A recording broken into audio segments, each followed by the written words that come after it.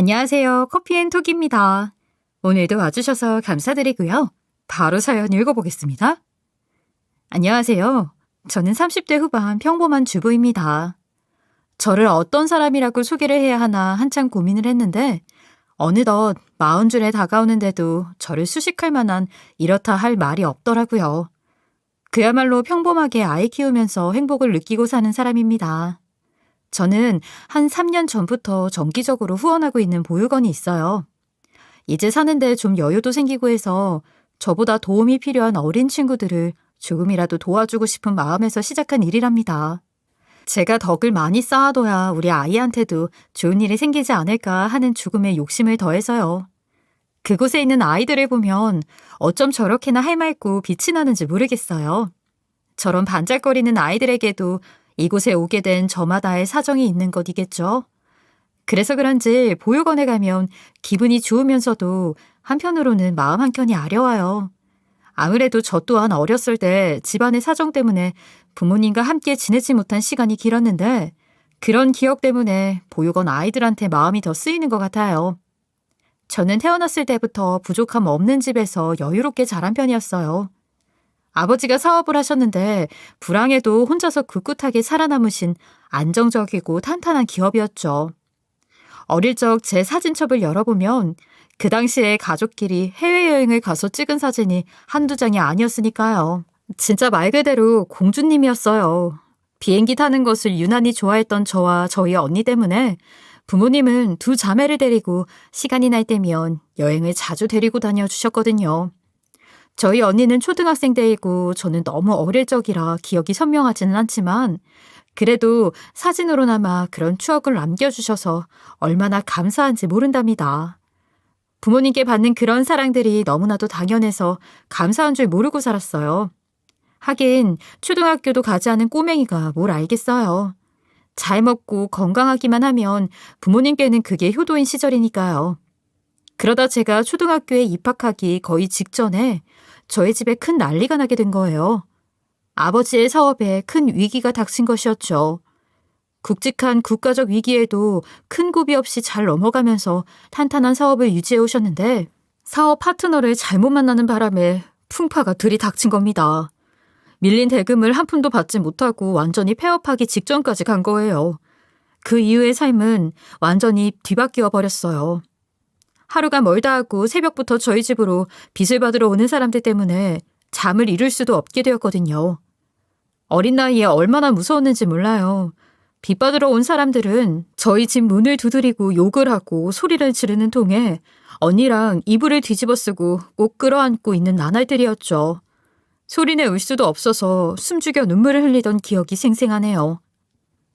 언니, 우리 어떻게 되는 거야?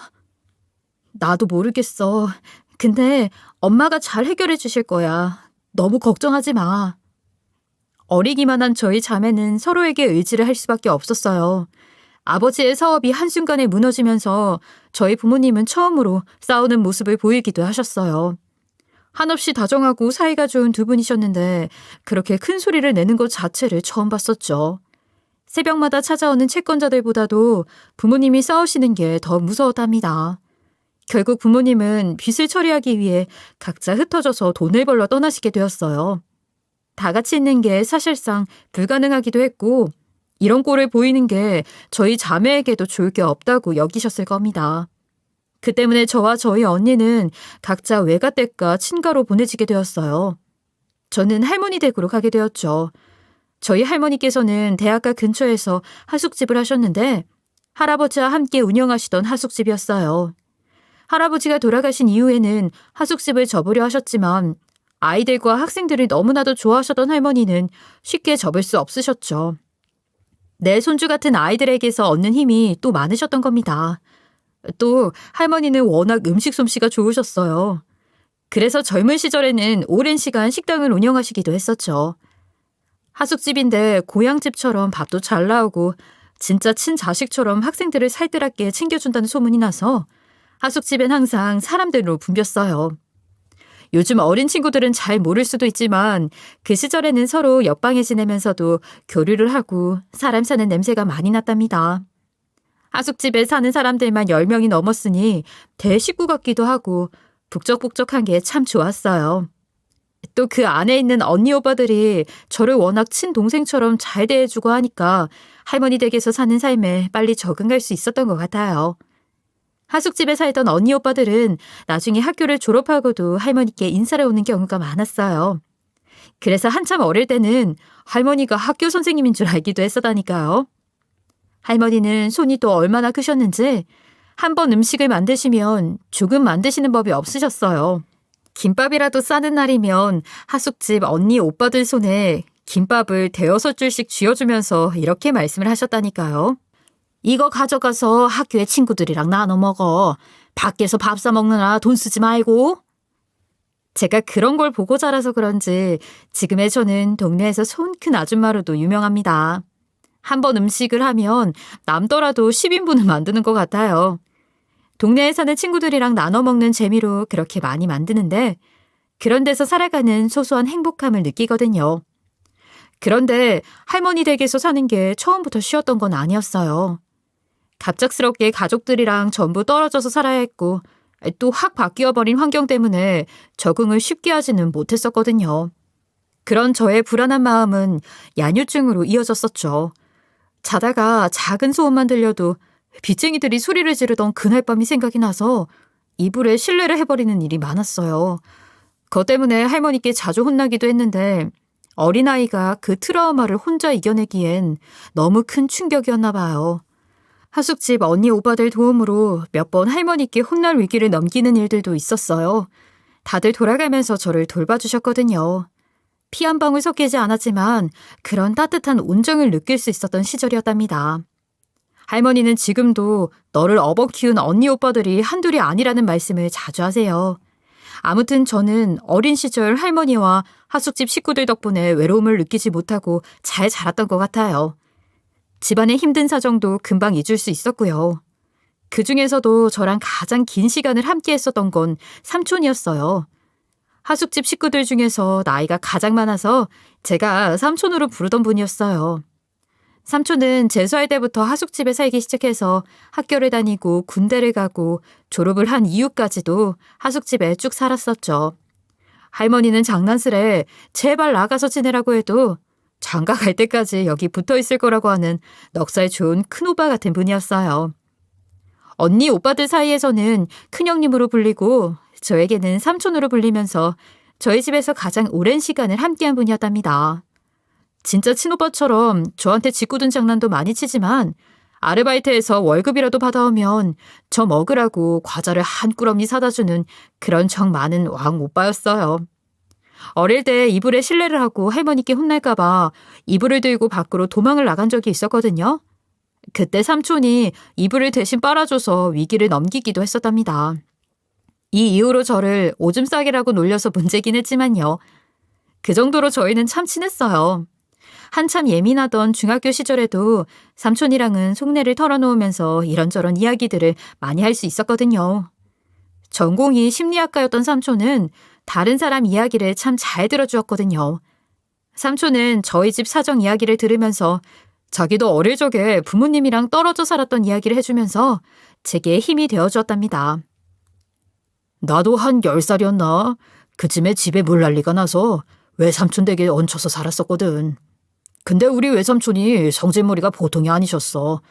그때 얼마나 벌벌 떨면서 지냈는지 모른다니까. 삼촌도 그랬어? 혼자서 안 무서웠어? 무서운데 어린애가 뭘 어떡하겠어. 그냥 꾹 참고 지냈지. 나 같은 좋은 삼촌 하나 있었으면 하는 생각 참 많이 했었지. 뭐야, 결국 또 자기 자랑인 거야? 그런 너스레를 잘 떠는 사람이었죠. 삼촌 덕분에 심각한 고민들도 한번 웃으면서 넘기는 방법을 배울 수 있었어요. 그렇게 시간은 흘러서 저는 고등학생이 되었어요.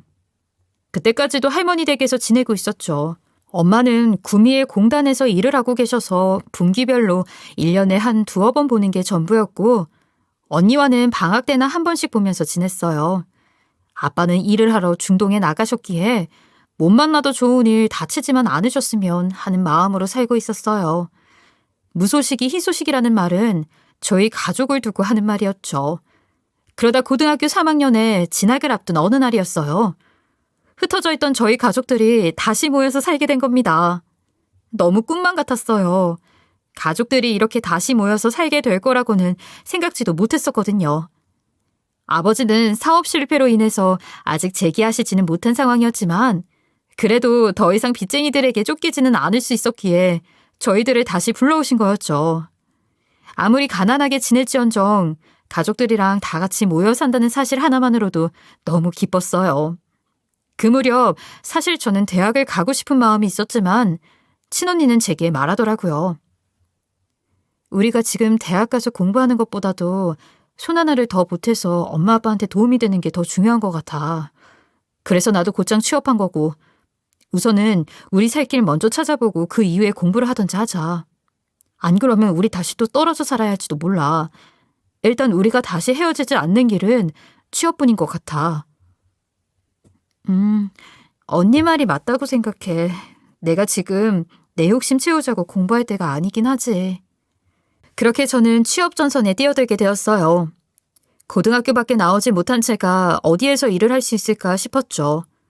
그런데 미스코리아에 나가보라는 소리를 항상 듣던 저희 친언니는 학벌이 낮긴 했지만 그래도 호텔에 취업을 해서 잘 지내고 있었거든요. 언니는 그런 저에게 호텔 취업은 학력의 문턱이 낮으니 괜찮을 것 같다고 추천해 주는 겁니다. 언니의 추천을 받아서 저 또한 언니가 근무하는 호텔과는 다른 곳으로 취업을 하게 되었어요. 제가 들어갔던 부서는 식음팀이었어요. 그곳에서 첫 근무를 했었답니다. 홀 뒤편에서 기물들을 닦고 정리하고 하루 종일 손이 부르트도록 접시를 닦아야 했지만 그래도 저를 받아주는 회사가 있다는 사실 하나로 열심히 일을 할 수 있었어요. 제가 일을 해서 가족들이 다 같이 살 수 있다는 사실 하나만으로도 얼마나 기쁘겠어요. 그러다 점점 홀 쪽으로 나올 수 있었고 나중엔 진급을 할 수 있는 기회도 얻었답니다. 그렇게 한 직장에서 10년을 열심히 일하고 있었어요. 제 나이 30에 어느덧 저는 지배인이 되어 있었죠. 시간이 어쩜 이렇게 빨리 지나갔나 싶었다니까요. 그리고 그즈음 한 6개월째 출장차 매주 저희 호텔에 오시는 분이 계셨어요. 오시면 항상 조식으로 커피 한 잔에 빵 한 조각을 드시는 분이셨죠. 저희 호텔에서는 블랙커피로 불리시는 고객이었답니다. 그분이 오시면 따로 주문을 하지 않으셔도 커피와 빵을 내어드리곤 했었죠. 훤칠한 키에 인물이 좋은 분이었는데 매너도 얼마나 좋으셨는지 몰라요. 저런 사람은 무슨 일을 하시길래 이렇게 좋은 호텔에 묵는 걸까 하는 생각을 많이 했었죠. 그러던 어느 날이었어요. 퇴근길 지하철에서 그분을 우연히 마주친 겁니다. 저희는 서로 누가 먼저라고 할 것도 없이 반갑게 인사를 나눴어요. 고객님 안녕하세요. 여기서 다 뵙네요. 그러게요. 지금 퇴근하시는 길인가 보네요. 네. 수요일은 항상 이 시간에 퇴근하거든요. 집에 가시는 길인가 봐요. 이번 주는 저도 출장 일정이 빨리 마무리가 돼서 기차역에 가는 길이었어요. 그러셨군요. 저희는 순간적으로 무어라 말을 이어야 할지 몰라서 뜸을 들이고 있었어요. 그 순간 정적을 깨는 건 남자의 한마디였죠. 혹시 아직 저녁 식사 전이시면 저랑 같이 드실래요? 저는 배고픈데 혼자 밥 먹기 좀 뭐해서요. 순간적으로 어찌해야 하나 싶었지만 그 사람과 한번 대화를 해보고 싶었던 저는 그의 제안을 승낙했답니다. 그러실래요? 뭐 드시고 싶으세요? 저희는 근처에 있는 곳에 내려서 닭갈비를 먹으러 갔어요. 항상 블랙커피에 빵 한 쪽을 드시던 분이 이런 음식을 드실 거라고는 생각을 못했어서 그런지 의외라고 생각했어요. 그런데 고객님께서 이런 음식 드실 줄도 아세요? 뭔가 빵이나 파스타 같은 것만 드실 것 같았거든요. 저도 이런 거 좋아해요. 곱창이나 꼼장어 같은 것도 종종 먹고요. 호텔 음식은 이상하게 소화가 잘 안 되더라고요. 그나마 속에서 받는 음식이 빵이라 그것만 먹는 거고요. 참, 저한테 밖에서 고객님이라고 하지 않으셔도 돼요. 저는 한정국이라고 합니다. 그는 저에게 이름을 알려주면서 저희 사이의 거리감을 좁히더라고요. 저희는 밥을 먹으면서 이런저런 이야기를 많이 나누게 되었어요. 그는 지방의 중소기업에서 영업팀 업무를 하고 있는 사람이었어요. 일에 대한 이야기를 하는데 눈을 반짝이면서 말해주더라고요. 그의 당찬 포부가 참 멋졌고 빛나 보였어요. 꼭 젊은 시절에 저희 아버지를 보는 것 같았죠. 그날 이후 그는 호텔에 오게 되면 항상 손에 빵봉지를 들고 왔어요. 그가 좋아하는 유명한 빵집에서 사왔다면서 한번 먹어보라고 챙겨주는 겁니다. 하지만 빵보다도 기다려졌던 건 그 안에 들어있는 몇 줄의 편지였어요. 별다른 내용이 있었던 건 아니에요. 제가 뭘 좋아할까 생각하면서 골랐다. 비가 오는데 같이 빗소리를 들었으면 좋았을 것 같다. 다음엔 닭갈비 말고 꼼장어로 먹었으면 좋겠다 등의 소소한 이야기였어요. 빵봉지를 건네받으면서 얼마나 기분이 좋고 설렜는지 모르겠답니다. 저희는 몇 개월간 편지로만 마음을 나눴어요. 그 이후 자연스럽게 연인이 되었고 기차로 버스로 장거리 연애를 이어나갔어요. 첫 차를 타고 새벽에 남자친구를 만나러 가고 막차로 집에 오면서 애틋한 사랑을 했답니다. 멀리 떨어져 지냈지만 마음만은 항상 함께하고 있었어요. 그렇게 한 1년을 서로의 지역으로 오가면서 연애를 이어가고 있었어요. 더 이상 이렇게 지내고 싶지 않더라고요. 하루라도 빨리 남자친구랑 결혼을 하고 싶다는 생각뿐이었죠. 다행히도 남자친구 집에서는 고등학교밖에 나오지 않은 저를 반대하지 않으셨어요. 아니, 인성 좋고 둘이서 죽고 못 살면 그만이지. 내가 뭘 더 바라겠어. 계속 이렇게 지내지 말고 결혼할 거면 하루라도 빨리 하는 게 좋지. 예비 시어머님은 오히려 결혼을 부추기시는 분위기셨어요. 저를 꽤나 예뻐해 주셨거든요. 남자친구 집안도 내 아들이 최고다 하는 집은 아니었거든요. 모든 게 참 감사했어요. 하지만 복병은 따로 있었어요. 예비 형님 되실 분은 이름만 말하면 모두가 알 법한 명문대 출신의 교수였는데 제가 고졸이라 안 된다면서 펄펄 뛰시는 겁니다. 예비 신랑도 지역에서 꽤나 좋은 학교를 나왔었는데 그 사람은 한 번도 제가 고등학교만 나온 것에 대해서 아무런 말을 하지 않았거든요. 괜히 형님 되실 분이 더 난린 거예요. 어머님, 지금 저희 집안에 고조를 들이시겠다는 건 아니시죠? 도련님, 잘 생각을 해보세요. 결혼이 애들 장난도 아니고 연애할 사람, 결혼할 사람이 따로 있는 법인데 어떻게 그걸 몰라요? 형수님, 그래도 말이 좀 지나치신 거 아니세요? 사랑하는 사람이랑 결혼하고 싶은 마음은 당연한 건데 어떻게 그런 식으로 말씀하실 수 있으세요? 토련님, 지금 제 말 안 들으시면 나중에 분명 후회하신다니까요. 급이라는 게 괜히 있는 게 아니라고요. 저를 앞에 두고 급 이야기를 하시는데 정말 할 말을 잃었어요. 그 이후 예비 신랑에게 자기 학교에 젊은 교수가 있다면서 선자리를 계속 주선해 주시는데 너무 황당한 겁니다. 고졸인 제가 그 집으로 시집을 오게 되면 명문대를 졸업한 본인과 제가 같은 급으로 들어가는 게 싫다는 아주 고약한 심보였어요. 열심히 공부하면서 살아온 시간들에 대해 결혼으로 보상을 받고 싶었는가 봐요. 그러니 고졸인 제가 아무 고생 없이 그 집으로 편입하는 게 오죽 싫었겠어요. 이런 상황에서 예비 신랑은 제게 이러더라고요. 형수님이 나한테 이럴 줄을 진짜 몰랐다니까. 평소에 성격이 호락호락하지 않는다고 생각했는데 이렇게 막무가내일 줄은 상상도 못했어. 하도 이런 식이니까 엄마도 학을 떼시더라. 그래도 결혼할 사람을 데려왔는데 선자리를 놔주는 경우가 어딨어. 내가 여기서 말해봤자 뒷담화밖에 안 되니 둘이 만나서 풀어보는 건 어때? 자리 한번 마련해 볼게. 내가 직접? 무섭긴 한데. 둘이서 얼굴 보고 마주 앉아서 이야기를 나눈다고 생각만 해도 등골이 서늘해지는 기분이었죠. 하지만 도망 다닐 수만도 없는 노릇이었던 저는 예비 형님을 만나기로 했어요. 아니나 다를까 둘이서 만나니 다 같이 있을 때보다도 더 보통이 아닌 겁니다. 아니, 아가씨도 생각을 한번 해봐요. 나는 죽어라 공부해서 대학까지 갔고 대학원은 또 땅 파서 가는 거 아니잖아? 생돈 써가면서 10년을 넘게 공부해서 교수하고 있는 건데 어떻게 같은 집안에서 고졸이랑 지낼 수 있겠어요? 이 집의 맏며느리로서 이건 절대 용납할 수 없어요. 내 입장도 한번 생각을 해봐요. 그래도 정국 씨도 정국 씨 어머님도 다 저를 품어주셨는데 어떻게 형님만 이러실 수가 있으세요? 제가 마음에 안 들 수 있지만 그래도 좋게 봐주시면 안 될까요? 콩 심은 데 콩 난다라는 말 알죠? 태어나는 자식은 무조건 부모 머리 닮아요.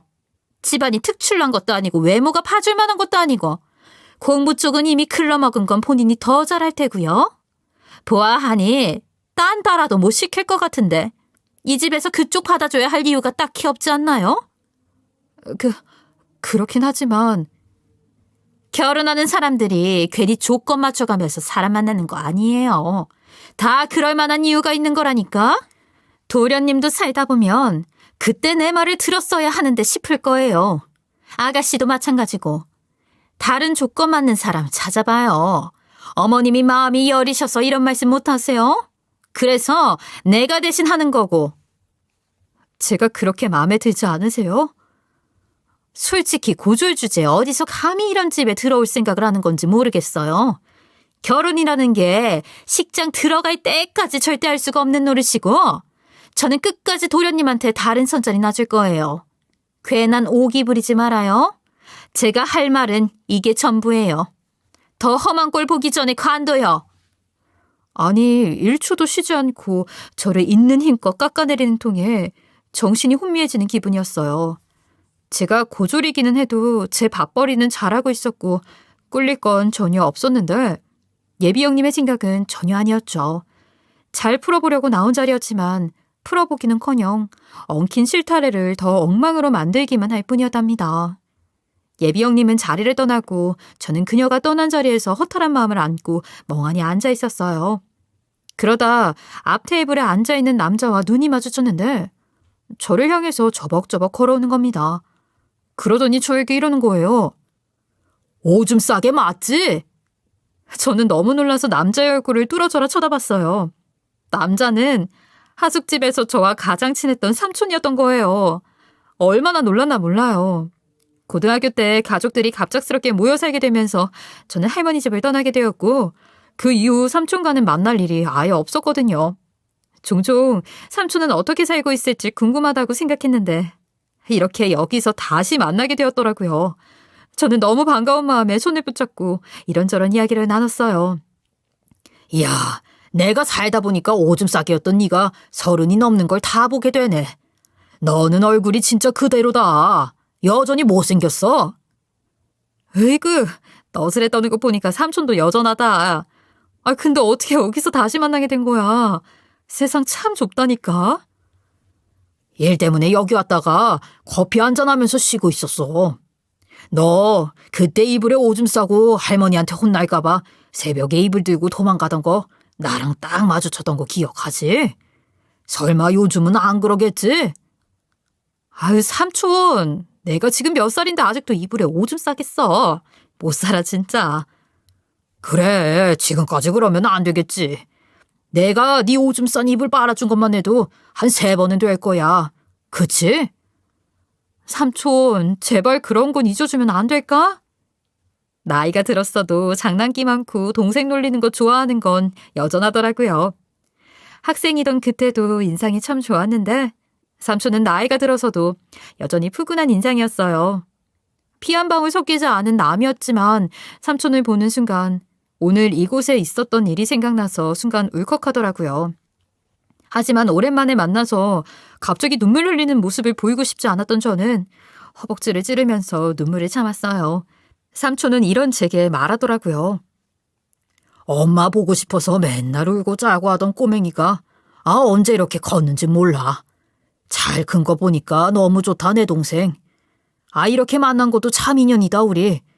번호나 좀 알려줘 봐봐. 제가 눈물이 터질 것 같은 표정을 봤는지 애써 말을 돌리면서 번호를 물어보더라고요. 저희는 그 자리에서 번호 교환을 했고 종종 연락하면서 지내자는 인사로 헤어졌어요. 그리고 몇 개월 뒤 저는 남자친구와 결혼을 하게 되었어요.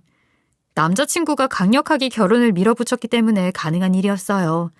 저희가 장거리 연애를 하고 있었다 보니 하객들도 부담을 느낄 것 같아서 조촐하게 가족들만 모시고 식을 진행하게 되었죠. 남편 또한 결혼식의 허례허식보다는 차라리 그 돈으로 신혼여행을 좀 더 좋은 곳으로 가자고 하더라고요. 저희는 하나부터 10까지 생각들이 참 잘 맞았어요. 모든 게 완벽했던 제 결혼식이었어요.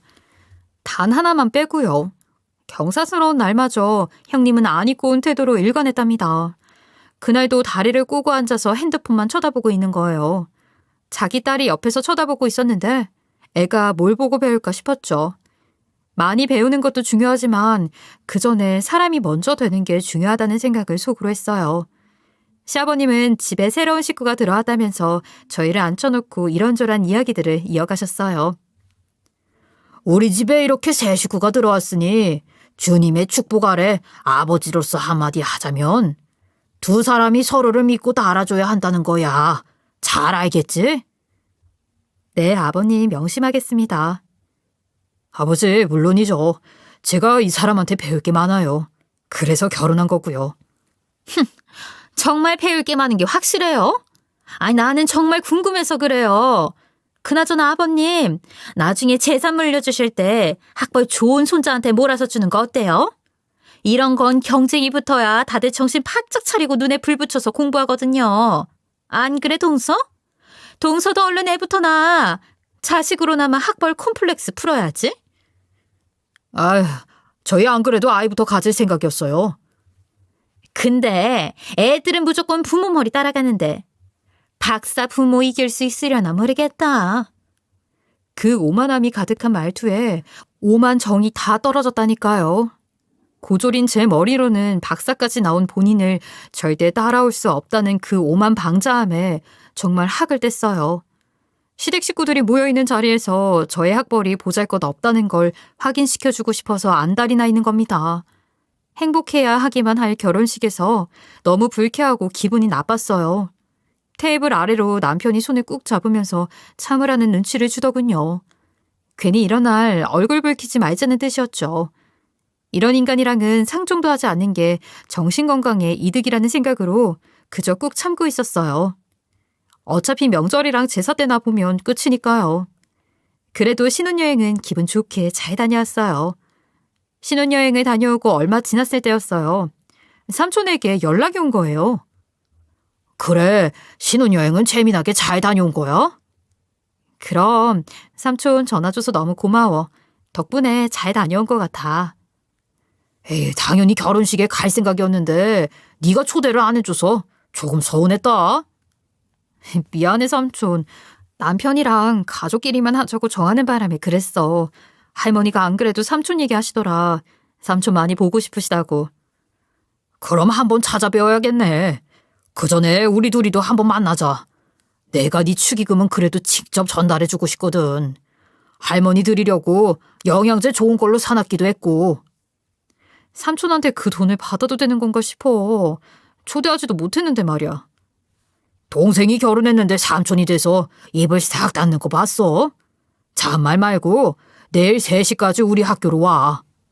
삼촌은 제게 전화를 해서 축의금을 꼭 전달해주고 싶다면서 내일 본인이 근무하는 학교로 와달라고 하더라고요. 삼촌은 대학교에서 교수로 근무를 하고 있었는데 대학을 졸업하고 나서 꽤나 힘들게 박사학위까지 땄다고 하더군요. 늦게까지 공부하느라 장가도 4년 전에서야 갔다고 했어요. 자기도 어렵게 공부를 해서 그런지 힘든 사정을 무릅쓰고 공부에 열심인 학생들을 정말 살뜰하게 챙겨주는 참 스승이 되었더라고요. 역시나 다른 사람 생각 먼저 해주는 삼촌답다고 생각했어요. 삼촌의 학교로 가는 건 어렵지 않았지만 한 가지 걸리는 게 있었어요. 그 학교는 바로 마주치고 싶지 않은 형님이 근무하는 학교였거든요. 어차피 학교가 넓어서 만날 일은 없었지만 그래도 행여라도 마주쳤다가 삼촌이랑 있는데 또 고졸이니 뭐니 하면서 사람을 개망신 줄 걸 생각하면 벌써부터 등에서 식은땀이 쭉 나는 거예요. 볼일만 보고 후딱 나올 생각이었죠. 삼촌은 약속 시간을 3번이나 재차 말하면서 절대 늦으면 안 된다고 했어요. 아무래도 학교에서 일하는 사람이다 보니까 다음 수업 때문에 그런 것 같았죠. 장난기 많은 삼촌이었지만 일할 때만큼은 철저하구나 하고 생각했어요. 그렇게 미리 알려준 교수실로 향해 가고 있는데 문 앞에 보니 삼촌의 직함이 학과장인 겁니다. 저한테는 그냥 대학에서 어린 친구들 가르치는 일을 한다고 했었는데 겸양을 던 것이었죠. 저랑 같이 하숙집에 살 때도 그랬어요. 가진 것만큼 남들한테 드러내지 않고 항상 겸손한 사람이었거든요. 역시나 사람 성향은 잘 변하지 않는구나 싶으면서도 얼마나 노력해서 저 자리까지 갔을지 그 힘든 시간들이 눈에 선하게 보이는 것 같아서 너무 멋지다는 생각이 들었어요. 삼촌 뭐야? 애들 가르친다고 해서 그냥 교수인 줄 알았더니 완전 대장이었구만. 여기가 무슨 애들 골목대장 찾는 것도 아니고 무슨 대장이야. 그냥 남들 하기 싫은 뒤치다꺼리까지 하는 거지. 삼촌 참 겸손하기도 하다. 하긴 삼촌은 학교 다닐 때도 원래 그랬어. 장학금 받고서도 운이 좋아서 그런 거라고 했던 거 나 지금도 생각나. 새벽까지 공부하는 거 뻔히 다 아는데. 장학금 받은 게 어디 쉬운 일도 아니잖아. 아이고, 옛날 얘기는 잠시 넣어두시고 오늘 내가 너한테 특별히 미션을 줄 게 있어. 그러더니 삼촌은 제게 갑자기 미션을 주겠다고 하는 거예요. 너무 뜬금없어서 저는 물었죠. 무슨 미션? 갑자기 그게 무슨 말이야? 거기 테이블 앞에 꽃다발 보이지? 그게 오늘 네 미션이야. 저는 너무 의아했어요. 삼촌 알아듣게 이야기해줘. 저걸로 뭘 어떻게 해야 하는 건데? 조금 있으면 교수 승진 행사가 있는데 내가 그래도 나름 학과장이라고 임명장 수여식을 해야 하거든. 이따 내가 마지막으로 임명장을 주는 사람한테 이 꽃다발을 전달해 주기만 하면 돼. 쉽지? 누군데 내가 꽃다발을 전해줘야 해? 아주 중요한 사람이지. 꼭 너한테 부탁하고 싶어서 이 시간에 맞춰서 부른 거야. 그래. 누군지는 몰라도 삼촌이 엄청 아끼시는 분이신가 보네. 내가 특별히 미션 수행해주고 갈게. 참, 그리고 꽃다발을 받은 사람 앞에서 나한테 삼촌 밥 먹으러 가자 하고 들리게 말을 해줘. 삼촌의 뜬금포 같은 말에 저는 웃음이 터졌어요. 삼촌 그게 다 뭐야. 알겠어. 분부대로 하겠습니다. 근데 예전이나 지금이나 엉뚱한 건 진짜 똑같다. 스스로 생각해도 그렇지 않아? 내가 임마 너한테나 삼촌이지. 그래도 여기서는 근엄한 학과장님이거든. 좀 이따 행사 때 보자. 삼촌은 저에게 알 수 없는 부탁을 하고는 이내 행사장으로 먼저 떠났어요. 그리고 잠시 뒤 저 또한 행사장으로 뒤따라갔답니다. 삼촌이 행사장에 등장하자 다른 교수들이 전부 일어나서 깍듯하게 예우를 하더군요. 삼촌이 정말 다른 사람 같아 보였어요. 여러 교수들이 학과장인 삼촌한테 잘 보이고 싶어서 꼬리를 흔들고 아양을 떠는데 달라 보이더라니까요. 그럼에도 불구하고 저렇게 겸손한 게 대단해 보였죠. 저한테는 그냥 큰 오빠이고 삼촌인 사람이 그래도 넥타이 메고 앉아있는 걸 보니 폼이 나더군요. 그때 삼촌에게 알랑방구 끼는 사람이 하나 보이는데 낯이 익는 겁니다. 바로 형님이었거든요. 저는 형님한테 제가 여기 온 것을 들키기라도 할까봐 재빠르게 몸을 숨겼어요. 순간 얼마나 놀랐는지 몰라요. 자리에 앉아서 훈화 말씀이 이어지고 얼마 지나지 않아서 임명장 수여식이 시작되더군요. 저는 삼촌이 부탁한 미션을 후딱 처리할 생각뿐이었어요. 삼촌이 부탁한 일이라 어쩔 수 없이 하는 거지만 행여나 형님을 다시 마주칠까봐 속으로는 전전긍긍하고 있었거든요. 그리고 대망의 마지막 수여식이 돌아왔어요. 삼촌이 말한 타이밍이었죠. 그런데 눈앞에 믿을 수 없는 일이 일어났어요. 마지막 수여자는 다른 사람이 아니라 그 망할 형님인 겁니다. 저는 순간 눈앞이 깜깜한 기분이 들었죠. 저를 보면 분명히 또 고졸이 어쩌고 학벌이 어쩌고 하면서 기를 죽일 게 분명했으니까요. 순간적으로 그냥 꽃다발을 들고 도망을 갈까 하는 생각을 했는데 삼촌이 객석에 앉아있는 저를 보더니 지금이 타이밍이라고 눈짓을 하는 겁니다. 저는 울며 겨자 먹는 심정으로 무대에 올라가 꽃다발을 전했어요. 그랬더니 형님이라는 인간이 놀란 눈을 하더니 이내 저에게 이렇게 속삭이는 겁니다. 가방끈 짧은 년이 여기가 어디라고 와 감히? 날 개망신 주려고 환장했어. 당장 내려가지 못해? 그때 삼촌의 얼굴을 봤는데 이 이야기를 전부 듣고 있는 겁니다. 어떡하지 싶어서 눈을 돌리려는데 삼촌은 제게 갑자기 잘했어 라는 의미로 윙크를 하더군요. 맞아요. 삼촌은 그 사람이 제 형님인 걸 알고 일부러 꽃다발을 전해주라고 시킨 것이었어요. 삼촌 밥 먹으러 가자 하는 말도 형님 들으라고 일부러 계획을 한 것이었죠. 학과장인 자신의 위치를 이용해서 저를 형님으로부터 지켜주고 싶었던 삼촌의 마음이었던 겁니다. 엄마가 보고 싶어서 울던 아기 때에도 이불에 오줌을 싸고 할머니께 혼날까봐 어두컴컴한 집안을 헤매던 때에도 결혼하고 저를 못 살게 구는 형님 때문에 머리를 싸매고 있을 때에도 삼촌은 저한테 키다리 아저씨처럼 나타나서 저를 든든하게 지원해주는 구세주 같았어요. 순간 삼촌의 모든 계획을 알게 되고 나서 눈물이 핑 돌더군요. 그런데 삼촌은 형님과 저의 관계를 어떻게 알고 있는 건지 의문이었어요. 근데 일단은 그게 중요한 게 아니었어요. 아직도 상황 파악이 안 된 형님은 저한테 계속 낮게 속삭이는 겁니다. 감히 여기에 발을 들일 생각을 해? 목소리 낮추고 당장 나가? 어이가 없으려니까. 저는 그대로 형님의 말을 무시해버리고 삼촌이 저에게 준 마지막 미션을 수행했어요. 삼촌, 같이 밥 먹자. 형님은 그대로 얼어붙어서 벙찐 표정을 하는 거예요.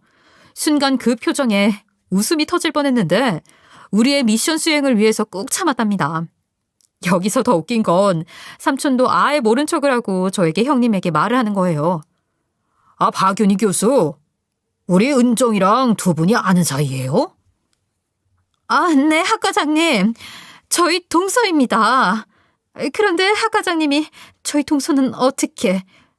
삼촌? 동서한테 삼촌 있었어? 아, 그게 제가 친삼촌은 아니고 우리 은정이 어릴 적부터 봐온 친한 삼촌이에요. 제가 이 녀석 받아쓰기 하던 때부터 봐왔으니까 거의 친삼촌이라고 봐도 되겠지, 은정아? 그치, 삼촌이 진짜 내 어릴 적은 다 봤으니까. 사실 박윤희 교수랑 우리 은정이랑 형님 동서 관계인 건 알고 있었어요. 몇 달 전 비가 대차게 오던 날 학교 근처 사거리 카페에서 둘이 만났었죠. 박윤희 교수 뒤편에 제가 앉아 있었는데 그때 두 분이서 얘기하는 걸 봤거든요. 드디어 미스터리가 풀렸어요.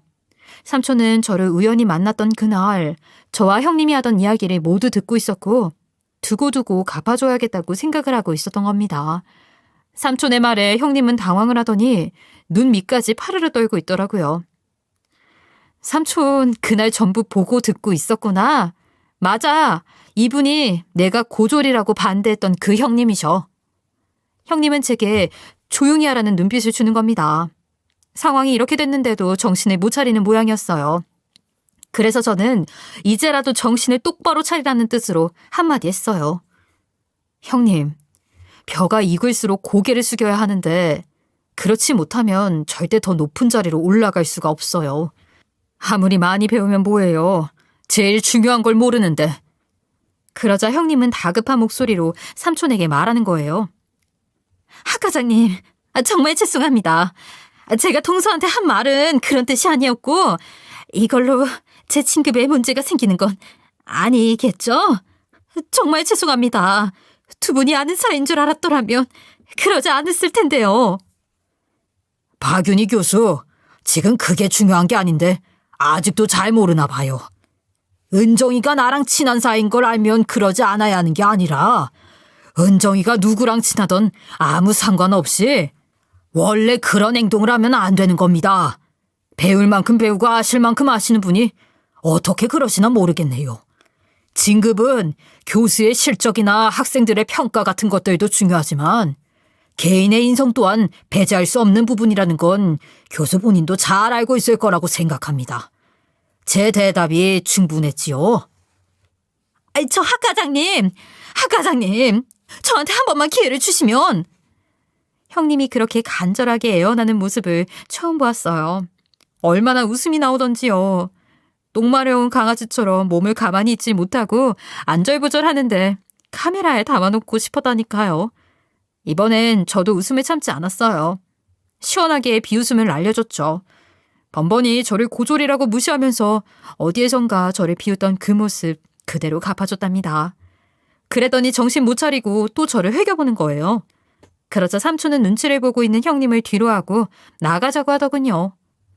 아, 은정아, 삼촌 배고프다. 저희는 형님에게서 멀어지고 있었는데 삼촌은 형님이 들리게 말을 하는 겁니다. 우리 박 교수는 삼촌 말 이해하려면 한평생을 걸리겠다. 그 사이에 우리들이 맛있는 거나 먹으러 가자. 그리고 저 또한 다 들리라고 말을 해줬어요. 삼촌 다 들리겠다.